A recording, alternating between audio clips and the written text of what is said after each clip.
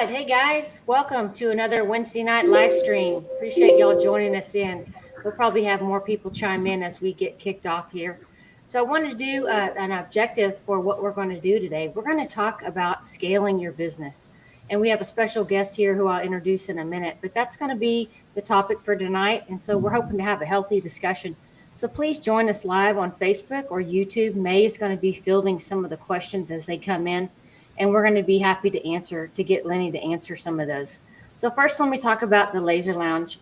Most of you are in the group, but for those of you that might be chiming in either on podcast where this will be streamed later or on YouTube, we're all about sharing laser knowledge, CO2 or fiber, and also, how to grow your business, how to purchase things. It's not just laser technical specific. We're talking about the whole realm of the things that are involved in either running a hobby business or scaling to be a full-blown business. So come join us in the Laser Lounge. If you're a Facebook user, you can join a lot of people in your community and learn a lot of things.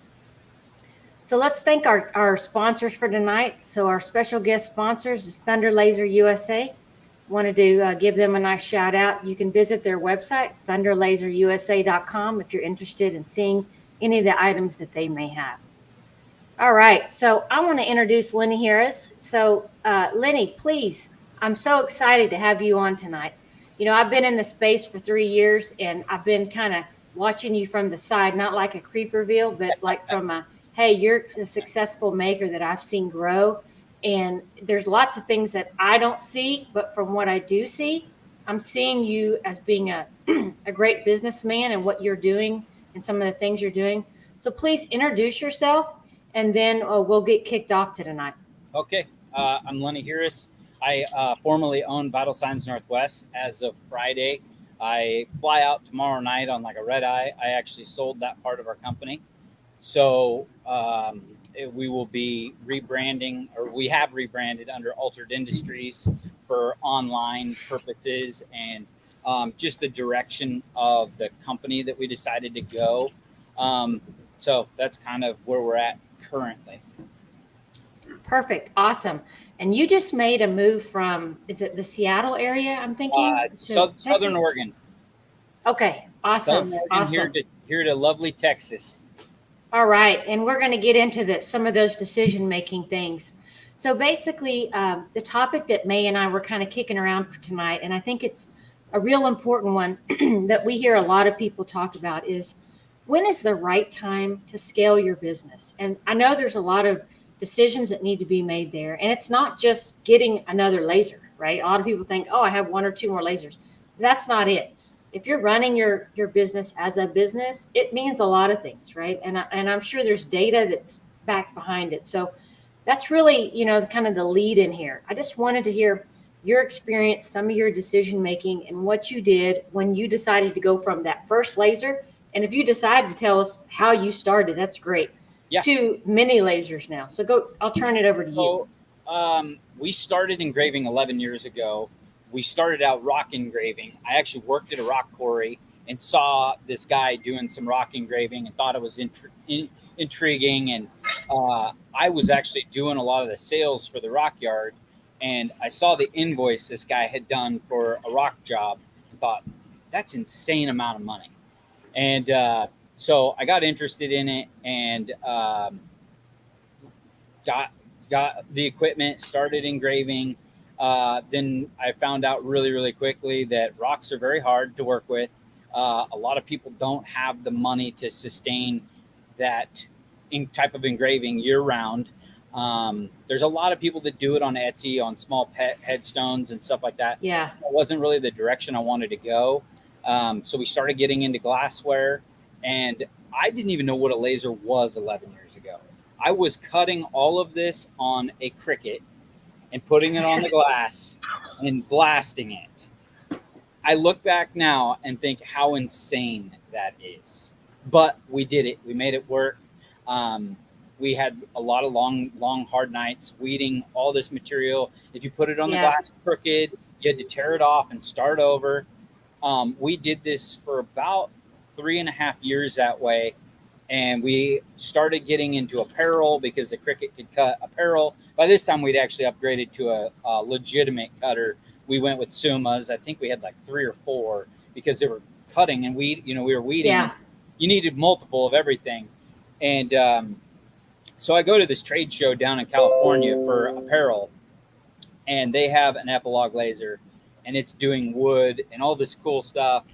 And I've never seen anything like this. I was like a kid in a candy store 7 years ago when I saw this thing. So I asked the salesman, what's this going to run, yada, yada. And I got the price, and I was like, one day I'll be able to afford that. Not today. Yeah, your mind was probably blown, right? Yeah, it was blown. I was like, who has that kind of money to buy one of these?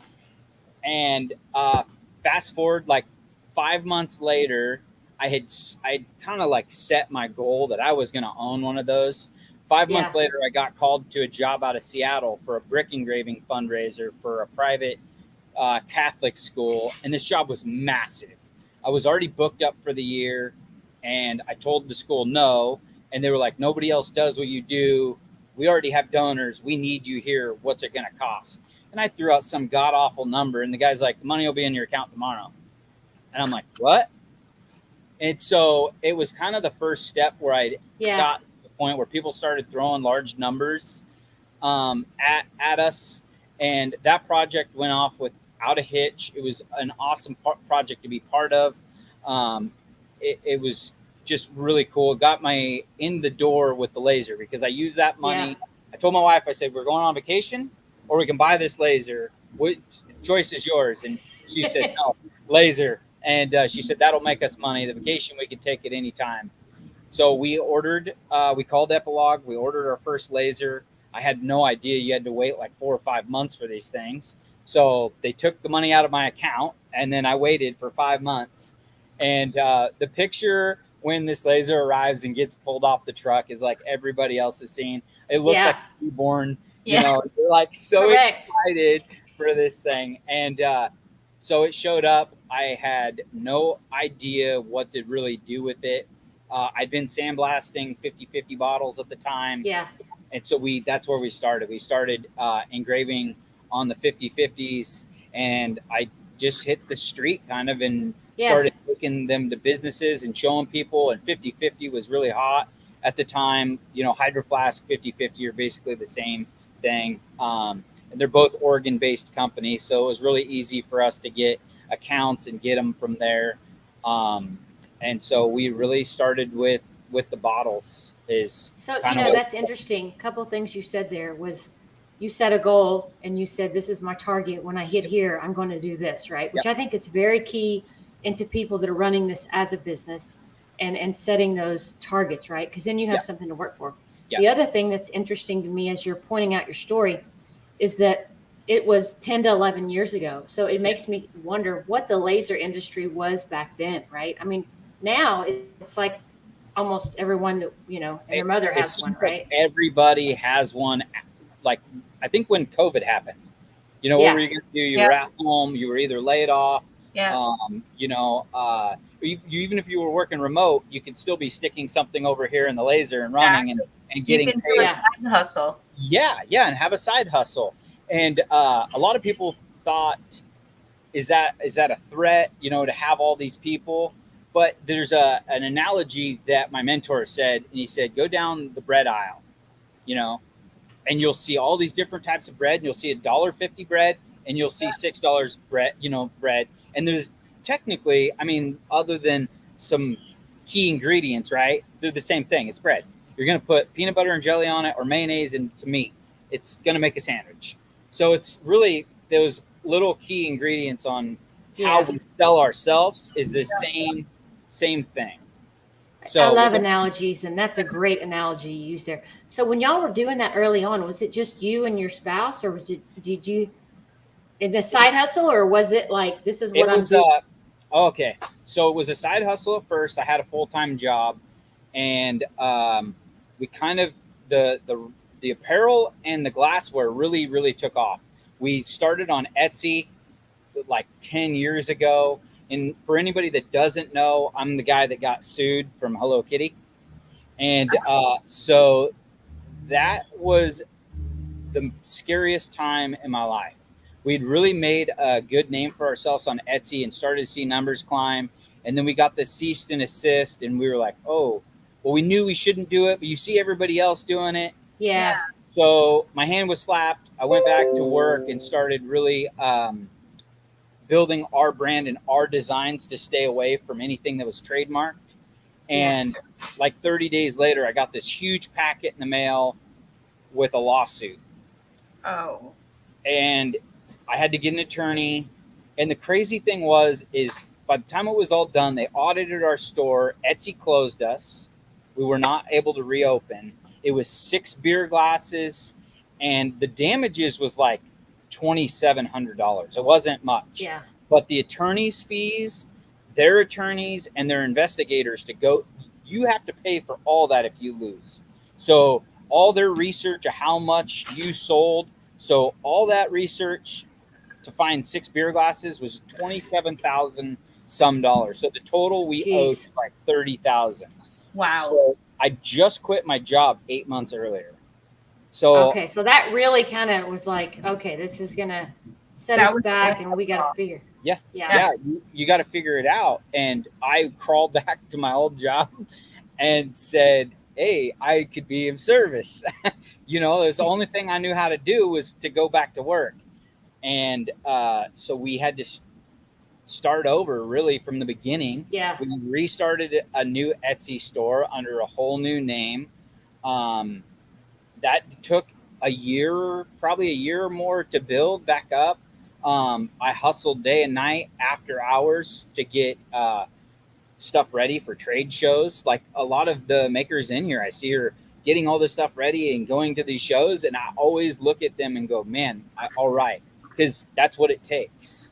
It's that grind, right? And May and I talk about this often now, is that we're still doing some trade shows, but we're getting out of that, our main thing, because we don't need to anymore. But that's the part that teaches you, is your product good, and it tests your time, right? So and how to talk to the customers, right? I mean, correct. Get you one-on-one with them and stuff like that. Well, and get to involve in the community too. They need to match, what you're doing in the community and have that face recognition, and then the brand will follow. Absolutely. But you never know who's going to be at those trade shows either, Correct. It could be, your next big break. Okay, so you're bouncing back from some learnings of doing some trademark violations. You're back to work, and then you're doing this as a side hustle again. What elevated you to kind of leave your day job again to say, okay, I'm ready to step in this? The orders kept coming in. I kept going out and hustling. And while I was working my day job, I was selling those guys at my day job. They'd come in with a crappy shirt, and I wouldn't never tell them it was crappy. I was like, hey, are you happy with the guy that did this? No. And I'd ask, why not? Well, he said it'd take 2 weeks, but it took 2 months. This and that. The image wasn't right. And so a week later, I knew I had an in. The guy wasn't happy with it. So I'd make a sample. And when he'd come to work, I said, hey, I made this for you. Let me know what you think. And he, within a week, he's like, I love it. Can I get 12? And we did a lot of onesie twosies for companies for a long time. And it always ended up being that person knew this other person. And that guy needed 24 or 36. And so it just built up. So the multiples of scale. Yeah. And so we built on that. Meantime, we were keeping Etsy rolling this whole time. And that was kind of our play money, because it wasn't super. It was like when we did the numbers 5 years ago before I bought my first building, we thought we were going to go online only. Yeah. And we looked at the numbers and said, no way, we really need these local clients. It was probably 4-1, which we did. It didn't seem right, but the orders from businesses were so big, a $2,500 order or $3,000 order, you don't have to do as many as Etsy at $25 or $30. And so we continued. We bought our first building 5 years ago in Southern Oregon. We were right outside of Portland. Portland at that time was really starting to have some major shifts in downtown. There was a lot of violence that was spilling over, and I had a full female staff other than me, and it was just not safe. And so we decided to move about 2.5 hours south, and my staff packed up and they moved with us. And we reevaluated, said, can we go online only? And the answer was really no. So we continued building our online during this whole time, but really trying to get away from business to business. Sure. Really, it just wasn't, for us, it never became really streamlined. There wasn't very good software to do all your billing, your mock-ups back and forth. There was a lot of visual for those clients, and it seemed like they also had a lot of turnover. So by the time you got the mock-ups and everything approved, now their HR person or whoever was to approve it didn't work there anymore. You had to start that all over. So you mentioned something. You mentioned something that made me think of a good question to ask you. You talked about now you're at the phase where you've got some employees. Yeah. I think a lot of us that are on the edge of not just a hustler, but this is a business, we're pushing ourselves where we're doing it all on our own. What made you decide to go hire some employees, and what was that thinking and logic like? I couldn't do it all. Yeah. I really couldn't. So in order to do the employee thing, I had to take a pay cut. And in order to take a pay cut, I had to lower my expenses. So in order to lower my expenses, I ate like crap. We ate off the dollar menu, and we ate off a happy hour menus at like 10, 11 o'clock at night. My wife and I were both just huge 5 years ago. But it was the only sacrifice that we could make to afford somebody else. And that was the best decision I ever made, because I hired a graphic designer fresh out of high school that could do stuff that I still can't do. What she could do then, I still couldn't do today. And so it's just hiring people that are smarter than you or better in this arena than you can. Yeah. We can't be great at everything. Sure. That's a good point that you make, because I listen to a lot of podcasts, and one of them was, around the scaling issue. And it's like, it will give you time to go focus on what you're good at. Yes. And then that person you hire is going to specifically work on, like you said, the graphics design space, or just running the laser. So you think, oh, I'm adding this person, it's more, overhead, etc. But really, you're getting more bandwidth to go do the things that you excel at. Yes. And it actually helped me scale up, because she was so good at it that our designs got better. Our product mock-ups got better. So we were closing more deals because of it. A lot of people see that risk of hiring somebody, but really it's an investment, and it paid off. She's still with me today, almost 8 years later. Wow. How did you go find her? I mean, was it like... it was weird. That's one of the ones, like, I think fate had its way of working in this one. I worked for her dad when I was 18, and she was a graphic designer, and he did construction. Well, she didn't design like CAD or anything. She actually drew. So he just brought her in and said, I owe you. You did all this work for me. My daughter does this. I think she'll be able to do what you need. And she's been with me ever since. That's awesome. I think. Go ahead, Lenny. When you hire somebody like that churns out designs for you to make you look good and to make your company, look professional, do you have them sign some sort of waiver, a contract, and non-compete, something like that? If I hire out a house, yes. But she was a full-time employee. I really didn't think I needed to, because those are all those designs are saved on our server. They're all logged on her time. But yes, if it is designed out of house, we try to get those designers to sign something, because the last thing you want to do is create this design, right? And 2 days later, it's on Shutterstock. Exactly. Yeah. So or Zazzle or whatever. Or Zazzle or anything else. Yeah, you do want to protect yourself, and that's a great point, May. Yeah. So that's good. Okay, so now you're starting to bring employees on. Yep. And is it like, just overwhelming? Is it starting to run smooth? So what are your learnings in some of the things? I learned that you now have another personality in the mix. So that adds a different layer how you ran things before to when you put an employee in. There's safety issues, there's lunches, there's breaks. That all adds up, and I didn't think about that at the time. I really didn't. I was a novice like anybody else. So there was a lot of things I learned along the way.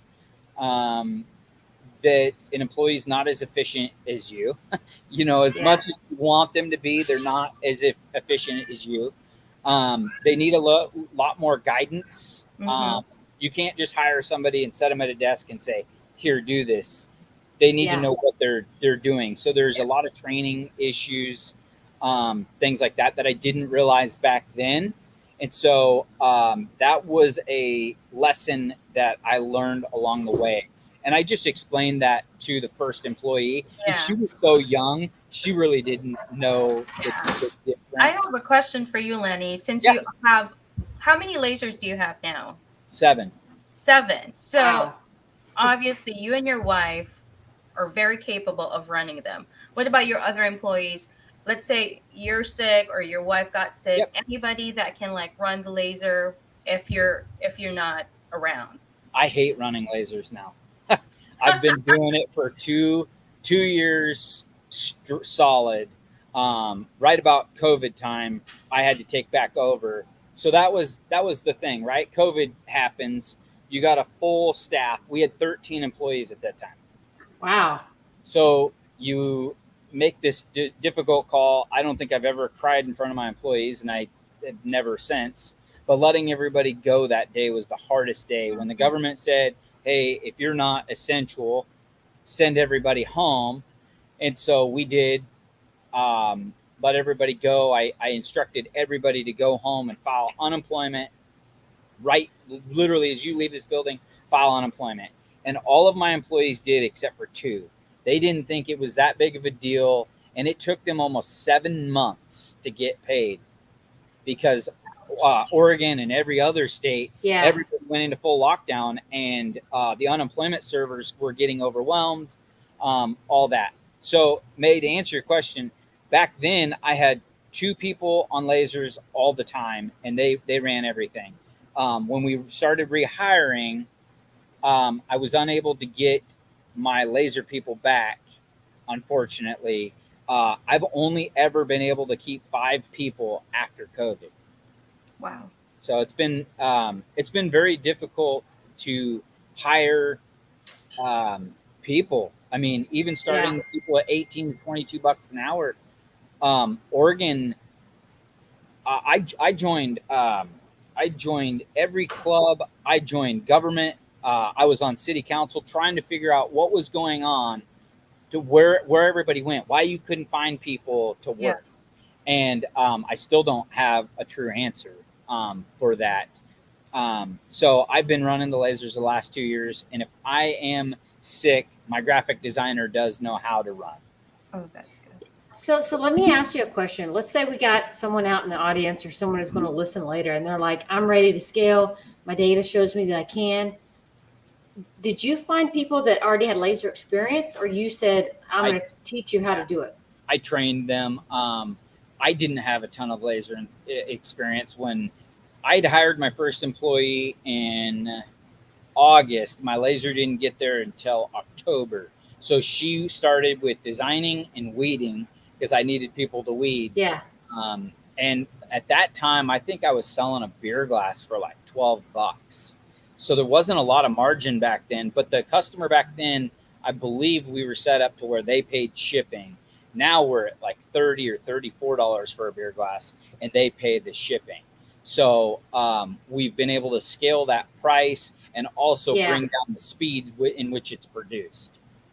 So, that's a great point that you make about scaling your price. I think a lot of makers make a mistake of elevating the price to respect the quality that they're putting out. We think that, we got to lower our price to compete. Yep. And I've seen that every time I've raised my price, and I think May's seen this too, that you actually get more business because it's a perceived quality, right? Yep, so exactly. Share a little insight to that.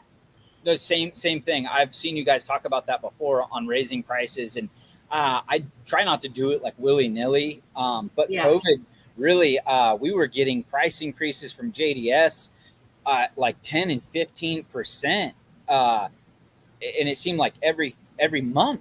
And so we didn't really have an option but to raise the prices. We had only 5 employees doing the work of 13 employees, so Yeah. they all got raises. You had to retain your people, and the rest was just figuring out what will the market sustain. Yeah. So Yeah. how to get the fastest. I don't want to say doing the least. We had to figure out a way to do it faster, giving the same quality. And so we worked with a manufacturer and had gift boxes made for our beer glasses. So when they go out, they're literally gift ready. They have a coaster in there that matches the theme. So if it's a fishing beer glass, it has a fishing coaster and then a gift box on It's that a complete packages set. all up. Yeah. Yeah, yeah. And then that gets dropped right into either a priority, if it's a ships, or a UPS type box to get the best price. And so a lot of it is figuring out those tricks that will lower your costs. You don't ever want to lower your quality. If you're Yeah. looking to lower your quality, you're not going to get that top-notch price. You're literally going to be competing with everybody else that's selling a beer glass at 12, 14 bucks. And I've seen people doing that with free shipping. And I'm like, Don't know how they're doing that. I don't know how they're doing it. Yeah. It's just Yeah. no. Yeah. I mean, I don't know. I really don't. I've seen it and I scratch my head. I have Yeah. one question for you. Talking about pricing and supplies. So since we're in this kind of, it feels like a drought almost, right? And It is in Texas. Mhm. I think you guys are getting storm, aren't you? Yeah. Today. In the Yeah. forecast. Yeah. So anyway, since supply chain is crazy, prices are going up, things are just so hard to find. Yeah. How are you surviving this? Like, do you have any advice for the makers that are trying to stockpile and have something in time for the fourth quarter? Yeah. You have to get creative. Look at your numbers, look at what you had sold, look at how much you have available on a credit card, and you just got to buy it, because eventually the supplier is going to run out, and fourth quarter is like 19 weeks away, people. It's coming Yeah. fast. Oh, I know. So you got to play that game of, if you're the one that holds it, you can sell it. I mean, that's just what it is. That's what it was last Christmas. I was saying before we started this, my wife gave me the entire line of credit, 50,000, and I spent 48.5 of it, and it's paid off. Well, it was until we moved to Texas and had to rebuy a bunch of equipment. But in that 2 months of the November, December, we had it paid down, and I think into early January it was completely paid off. And that's a lot. I know that's a lot of money, but 5,000, 6,000, whatever you're Yeah. dealing with and whatever you can afford, is how you win these games. They're only risks if you're gambling. If your strategy and you're writing down your goals and what you want to sell, you're really investing. And the nice thing is, a lot of our makers out here, we hold it blank. We're not imprinting it unless you're imprinting designs that you're trying to sell.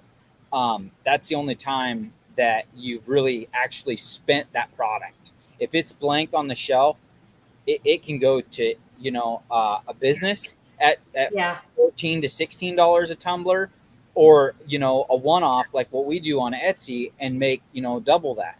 Yeah. Yeah. So That's a great point. You mentioned something and it made me think about a question for you. How much have you had to learn about the business to scale? I mean, is this something that was natural to you that you knew, or you're learning along the way? And what advice do you have for somebody who maybe they're not great in business? They're running maybe Quicken Books or an Excel. Like, what is your advice to somebody wanting to scale? the best advice I can give is, I did a lot of things wrong, and so I learned from my mistakes. And a lot of people reach out and they want to know how to avoid this pitfall or that pitfall, and the way to avoid it is to fall in it so you don't do it again. But you can learn from, obviously, other people. I call them other people's experiences, OPE. I Even at 11 years, I'm still doing things wrong. I recently, probably in the last year, have started really reading, dissecting other companies that have scaled larger. I am having a hard time myself finding mentors in the laser game that are larger. So Yeah. that becomes kind of difficult for me. So I befriended a guy that owns pizza restaurants, and he's opened 3 restaurants this year. I've went to 2 pizza conventions with him, because in the grand scheme of things, business is business when you're trying to Yeah. sell to people. Yeah. So whether it's a pizza, a hamburger, there's a recipe, right? So Yeah. what recipe can we write for laser engraving? So that's really where I've been focusing. It wasn't natural for me. Sales was natural. I could sell an Eskimo ice. That's not a problem. And I see a lot of people on the forums struggling with sales. They can run Yeah. their lasers. There's people on here that are 10 times better with their lasers than I am mine. That is no joke. Some of the people are making items that are far outside of my concept of how they even do that. But you got to learn how to sell it. Who's your Yeah. market for that? And then target the crap out of it. Yeah. I mean, there. Look at Burning Man and what it's become, and what people pay for the tickets to go to that experience. So you have to find people in your niche and then just sell them. And that's Yeah. the key that I found. As far as the business end, I'm still learning daily. I read 4 books a week. I realize the mistakes I've made. I just started journaling. These are things that if you would have asked me 2 years ago, I wasn't that guy. But I had to become somebody different to get better and to scale even bigger. Yeah, no, that's great advice. I like the niche part. And I've always said that you need to find the niche, the market that you know, Yep. super important. So let me ask you a question. How do you measure yourself? Like, how do you and your wife look at your business and say, okay, this quarter we hit our targets, we're successful. Like, what are your key performing indicators that you guys use? Um, all honesty, I'll get emotional. Um, we set a goal 10 years ago to be $1 million company, and last year we did it. And there was no fireworks. There was no pizzazz. There was it almost left us empty because we realized we didn't dream big enough. So we've gone back to the drawing board, and we're keeping track of the daily totals so we have a better grasp on what is going right, what is going wrong, what items are trending. And so it's a lot of work. I mean, I feel really, I have no kids. So I'll be honest on that. My wife's still working right next to me here. It's 8:30 here in Texas, and she's still going at it. The rest of our staff's still back in Oregon. They don't move for the next 3 weeks. So we're on this end really kind of on our own getting stuff done. But without the kids, we're able to focus from 7, 8 in the morning till midnight if we have to. And when you have a family, that's the most important thing. You have to put those kids first. May, you had to lay your kids down before we started this, and so I realized that I have an advantage on that part of not having to put kids in front of myself. So I get that advantage of a few more hours that I can put my head into the books, put my head into these things to really focus. So I think that is a slight advantage. But then, man, these mother hustlers come out and they'll put those kids to bed, and they'll pick up the book, or they'll pick up this work. They'll go to the laser. So, it comes down to grit and hard work. And, I see these people say, I can't find any work. I can't find any work. And I'm like, are you under your bed? Like, do you go out? Are you making contacts? Because it is a hustle. I mean, all things come from hustle. You are so right. So no, you're absolutely right. Has this upped your game with everybody being in this industry now? That's kind of an interesting thing, right? I would see you as like okay, this big company who's just like, badass and they're cruising along. And now you got all these hustlers, right? And, Yeah. they're like knocking on the door, like, hey, I can beat Lenny. I got your cups. No. Does it scare you, or does it keep you like, No, no. stronger and, It you're fuels my fire. focused? It fuels my fire. It's competition, right? Yeah. So Yeah. it drives me. COVID scared the hell out of me. The first week we were home watching the news like everybody, and then it just started to get old. Okay, we're all gonna die. Well, we were gonna die before COVID, so we put our thinking cap back on. My wife, we had this hoodie that holds a beer in it, and it said "Hangover hoodie." She deleted "Hangover" and put "Quarantine hoodie." We listed it on Amazon, and that weekend we sold $30,000 in quarantine hoodies. So our staff was only laid off for 5 weeks before we started picking up the phone, going, "Hey, we need you to come back to work." What do you mean, COVID? Yeah. And I was like, "No, we got hoodies to print." And so 5 of them came back, and we started printing. We doubled down on online, like massive. They were printing during the day, and my wife and I were at home just on the keyboards for Etsy, Amazon, searching keywords for quarantine stuff, COVID. And so you just found that niche for that time, and we raked in all that money. We ended up buying a DTG about a year and a half ago. That was my screen printer's Christmas present, so he didn't have to push squeegee anymore. He was getting up there a little bit. He wasn't that old, but he'd had a hard life, so it was taking a toll on him. And so he got this new fancy direct-to-garment printer, which made his job a little bit easier, but it also streamlined the process. We didn't have to burn all these screens for printing. And so a lot of it comes down to hustling, streamlining, reevaluating, writing it down. In writing it down, I've learned it becomes the recipe, right? Like how does McDonald's make the same cheeseburger? The cheeseburger sucks, but you know what you're going to get. It's consistent.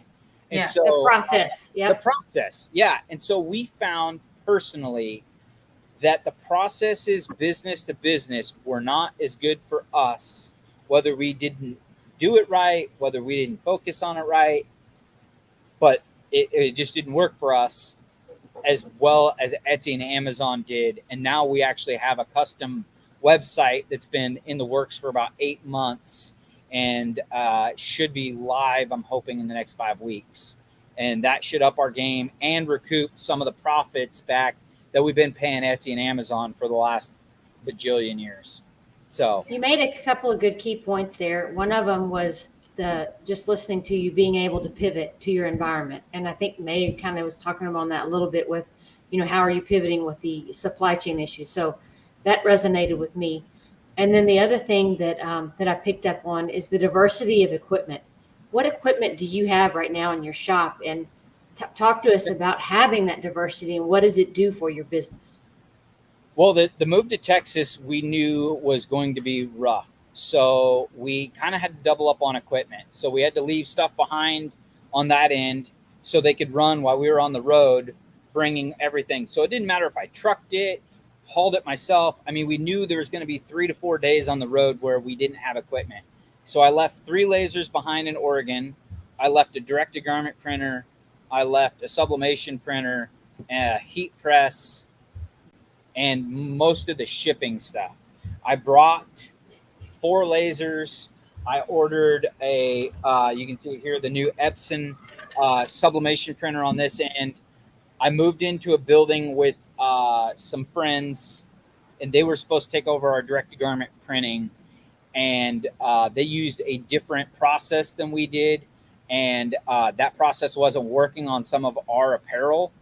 And so that kind of got heated because on Etsy and Amazon, anybody that sells on there knows you have to hit those matrix. You have to get those orders out. And our orders weren't going out on time. And so I ordered another direct-to-garment printer 2 days later and got a new space about 30 minutes away. And we had to end up, after our move to Texas 2 weeks later, we packed up and moved again. Wow. So that's why being flexible, right? be flexible. And I wasn't upset there was some tension, don't get me wrong, but it's our business and our products. So, you know, when you sub stuff out, man, if you can't blame them, if they can't do it, it still falls on you. Exactly. I mean, Yeah, it's your name, your company it's your name. Yeah. So you got to take accountability for that stuff. And so we did. We ended up ordering another direct-to-garment printer, the sublimation printer. We got our conveyor dryer, an air fusion press, our 4 lasers here, and I only brought 2 of our 8 embroidery machines with us here. So Very yeah, nice. real Sounds diverse. like you got a, yeah, That's you do all have a diverse suite. Yeah.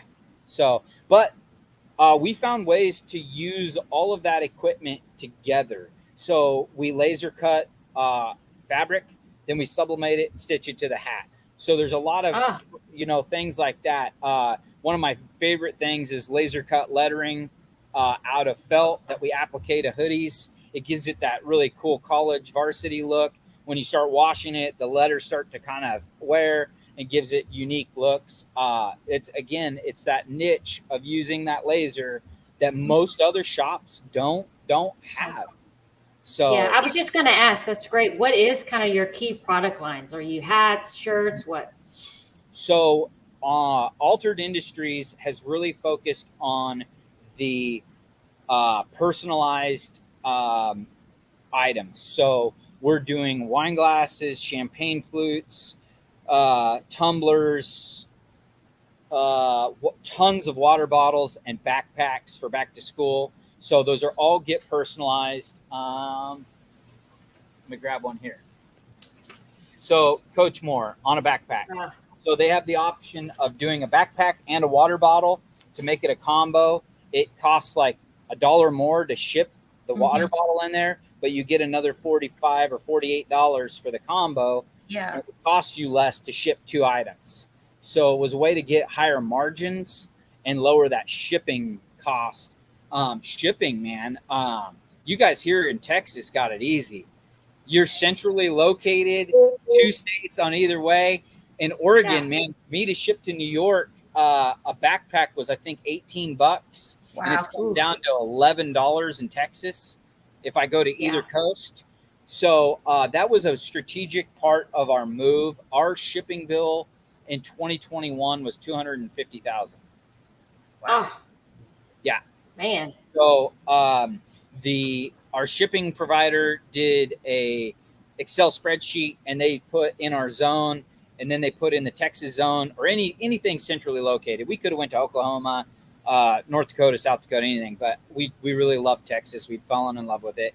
And the bill instantly with their algorithm took $80,000 off our total. Wow. Jeez.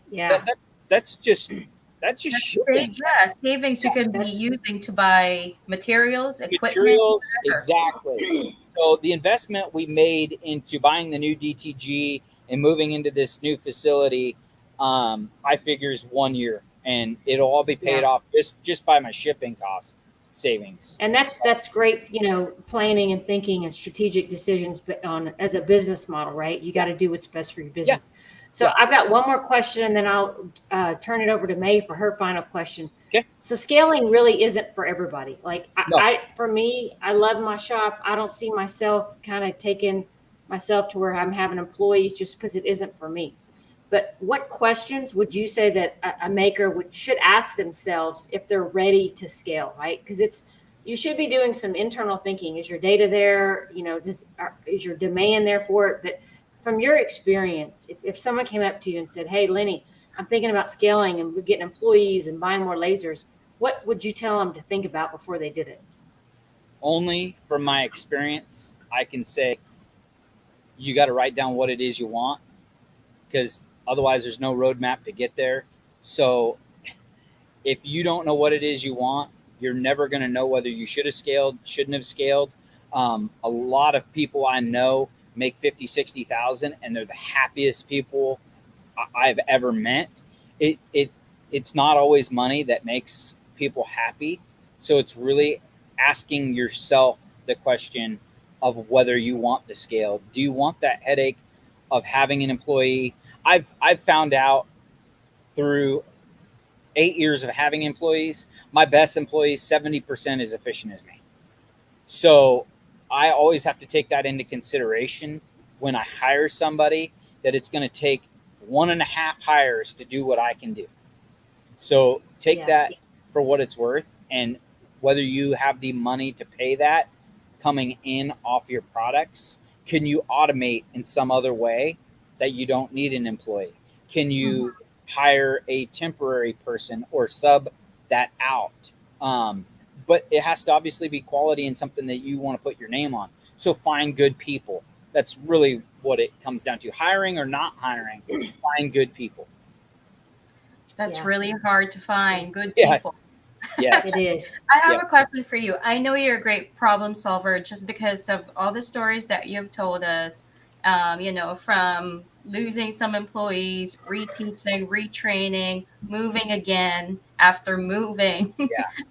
And so I have a question. This is about, your mental state in the business game. I know we all go through it. Do you have some sort of advice to kind of like combat those emotions and feelings that, are there? I can say I have ran around like a chicken with my head cut off for 10 years. And in the last year, reading books and listening to the stories of these other big, huge companies, that you have to give yourself some grace. It doesn't happen overnight. It doesn't happen in 10 years. It really doesn't happen on your time at all. You can force stuff, but then you're forcing it and it's not going to go good. So have some grace with yourself. Remember to live a life, which is something that I regret a little bit, that I've gave up a lot. I've sacrificed our anniversary we missed. My 40th birthday was Monday. We were here until 8 o'clock. And by the time we left, there was no place to even go have a nice dinner. So you have to be realize what you want to sacrifice and if that's worth it. And it's okay to second guess that. I've said several times, F it. I'm going to go, do this other thing. A year ago, before we started really looking hard at Texas, Intel called out of the blue. I never had a phone conversation with Intel, but they, a buddy worked there and they knew what I was capable of in the electronics world. And they offered me $100K to move from Southern Oregon back up to Portland. Just here, $100K, we'll pay all your moving expenses. And that's tempting. I'm not going to lie. Health insurance, a 6-figure income, and I just have to work 40 hours. But May, you'd asked earlier on one of the pre-questions, the sacrifices that I've given up, I've also earned back, in that I can clock out on the days where I really need to. We took our dog to the groomer today, hung out for a few hours, did some other errands, so that we could stay late at the shop tonight and do this and talk with everybody. So it gives you a flexibility that I wouldn't have otherwise, especially those moms that have kids, things like that, it's hard to get a job that's that flexible. Yeah, a lot of give and take. And listen, man, I respect everything you've done, and I've watched you from afar and just said, hey, that guy's got it going on. You can tell when someone's, a gamer and they know what they're doing and they're making right decisions. And I don't know you that well, but I know enough to see that you're on the move up and you're doing things. So I really want to thank you for coming on tonight. How can people reach you if somebody wants to follow you or see what you're doing? Is there, any shout out to your media? Yeah, so it'll still be under Vital Signs Northwest on Instagram and Facebook. I think we're going to just switch that all over to Altered Industries, because the guys that are buying that part of the company are rebranding on their own, under their own name. They really want to basically take those customers and build a platform from what we had started. It was actually a previous employee that I sold it to, so I'm really excited about that. That's good. We had 3 offers, and I couldn't be more proud of who it's actually going to. And so that's really cool. But Vital Signs Northwest, or you can send me a friend request on Facebook, Lenny Huiras. And Awesome. I'm your Facebook friend, and I love all the motivational stuff. I think it's great to keep a healthy mind, and it keeps you focused and reminds you on, the bigger picture. So Yeah. listen, man, I appreciate you being on tonight, and we thank you. And this is a great guy to follow in the community and learn a lot about. So May, any final closing comments? I'm just really, really excited to meet you finally. I know I've seen you from afar, you know, stalked a little bit. So I'm like, I know what you do. Quiet stalker. No, I really admire what you've done. You've done a great job. I admire your ability to solve problems and rise from it and not feel threatened by what's around you, but it just, kind of fuels you to do things better and, stay unique. And so I am Team Lenny. So That's more right. power We're to you. fans. Yeah, congratulations and Thank you. belated happy birthday. Thank you. I Yes. appreciate it. I And welcome want to to say Texas. before I thank you. I want to say before I go, I am 100% proof that anybody can do this. I don't have a formal education. I didn't go to business school. If you want it, whatever it is, whether it's lasers or some other business, just get your hands dirty and go to work. Awesome. It's that hustle, right? I can see That it in you, hustle. and I can see that Yeah. drive. So, All right, guys, we're going to close it Thank out you. tonight. Thank you for attending. We appreciate these live stream Wednesdays that you can attend with us. You can check us out on podcast. If you don't do it live, we're going to have it up on YouTube. And we appreciate everything you do. Come join us on Facebook if you want to, the Laser Lounge. And another special thank you to our sponsor, Thunder Laser USA. Y'all have a good evening. We'll see you next Wednesday.